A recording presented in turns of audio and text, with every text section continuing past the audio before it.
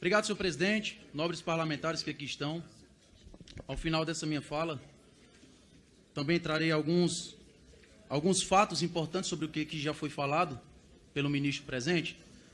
Mais uma rápida introdução. Senhor Flávio Dino, em 2019, a Polícia Federal desmantelou o núcleo financeiro do PCC e revelou, através de um grampo, inclusive, que um membro desta facção criminosa afirmou que existia um diálogo cabuloso com o PT.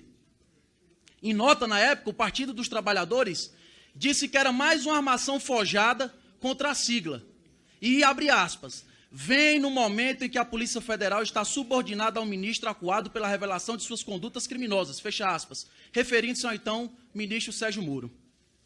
Em junho de 2022, o Departamento Estadual de Investigações sobre Narcóticos da Polícia Civil de São Paulo pediu à Justiça o sequestro dos bens do contador João Muniz por lavagem de dinheiro do PCC.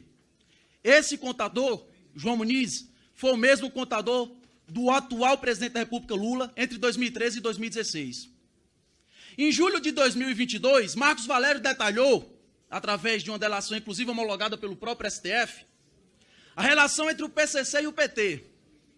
O operador, então, do mensalão, afirmou que ouviu do então secretário-geral do PT, Silvio Pereira, que o empresário do ramo de transportes, Ronan Maria Pinto, chantageava o então presidente Lula para não revelar como funcionava o esquema de arrecadação ilegal de recursos para financiar petistas. Inclusive, Marcos Valério revelou que o ex-prefeito de Santo André, Celso Daniel, assassinado em janeiro de 2002, teria feito um dossiê mostrando quem dentro do PT estaria sendo financiado de forma ilegal. O dossiê, parece coincidência, mas simplesmente sumiu. Nos últimos dias foi descoberto que o integrante da alta cúpula do PCC, Patrick Wellington, conhecido como Forjado, tinha como advogado o senhor Fábio Tofik, inclusive o responsável por conseguir um alvorada de soltura do tal Forjado no ano passado, 2022. Acontece que esse era o mesmo advogado de defesa do senhor Fábio Luiz Lula da Silva, o conhecidíssimo Lulinha, o mesmo que ficou milionário coletando fezes, estrume de elefantes. Na decisão judicial do caso onde o PCC planejava matar o atual senador da República, Sérgio Moro, deputado federal Coronel Telhada, inclusive o vice-presidente da República, Geraldo Alckmin, e outras autoridades, foi revelado que um dos integrantes dessa facção criminosa usava o e-mail Lula Livre. Só para relembrar a memória dos senhores que estão aqui presentes, o fato de um dos vândalos que estavam lá naquele 8 de janeiro fazendo quebra-quebra, o fato de ele estar usando uma camisa de Jair Bolsonaro foi suficiente para, inclusive você, Flávio Dino, e toda a imprensa, associar o vândalo ao presidente da República, Jair Bolsonaro. Mas até agora eu não vi uma linha nenhuma associando um criminoso que usa o e-mail Lula Livre com o presidente da República, Lula. Bom, recapitulando, e aqui já vou para a conclusão, como eu comecei falando aqui, lá em 2019, o PT usou como desculpa aquele grampo envolvendo o integrante do PCC, dizendo que tinha diálogo cabuloso com o PT. Na época, o partido disse, isso é tudo mentira, pois a Polícia Federal está e é atualmente subordinada ao ministro da Justiça, Sérgio Moro, indicado por Jair Bolsonaro. E por causa disso, na época, o PT tentou descredibilizar as fortes, legais, importantes ações da Polícia Federal. Bom, a história se repete. Agora, mais evidências vêm à tona, onde mostram ligações entre o PCC e o Partido dos Trabalhadores. É a história se repetindo, independentemente de quem esteja no comando deste país. Dado todos esses fatos, senhor Flávio Dino, fica claro que existe sim ligações entre esse partido e essa facção criminosa do qual falei aqui.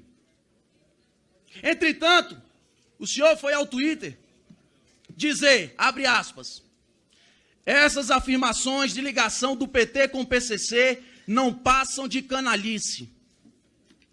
Não há indício, prova, nada. Só canalice mesmo. Lembro que não há imunidade parlamentar para proteger canalice. Fecha aspas. Primeiro, fica aqui claro que o senhor, ao afirmar isso, está cometendo fake news. Tendo em vista que a própria Polícia Federal está mostrando, a própria Justiça abriu a decisão judicial e saiu na imprensa. É fake news. Agora eu pergunto, senhor Flávio Dino, por que é que o senhor, como ministro, não investe em apurar e investigar esses indícios, essas ligações, essas provas, inclusive delação de alguém que era muito bem visto dentro do PT, estou falando de Marcos Valério, sobre essas ligações do PCC com o Partido dos Trabalhadores, ao invés de simplesmente usar as redes sociais e atacar esse parlamento, que é soberano e que tem toda a prerrogativa para fazer esse tipo de questionamento. Essas são as minhas perguntas sobre esse primeiro tópico. E agora, para concluir,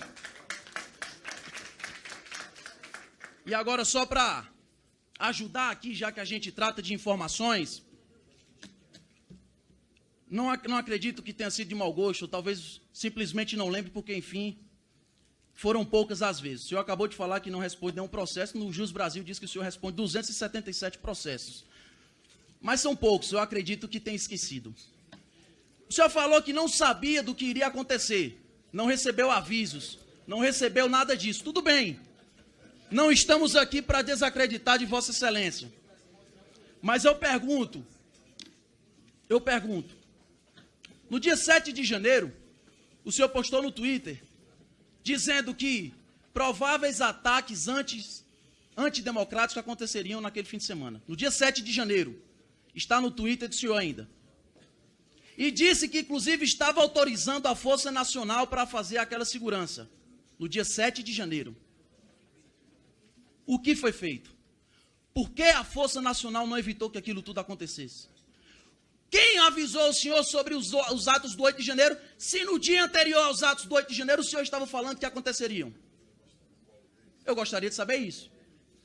E termino aqui a minha fala, me solidarizando com todos esses parlamentares, do PL, do PCdoB, do PT, PSOL, seja lá qual for a bancada. Porque eu acabei de ouvir de um parlamentar que qualquer investigação referente a crimes cabe somente à polícia investigar e que não cabe CPI.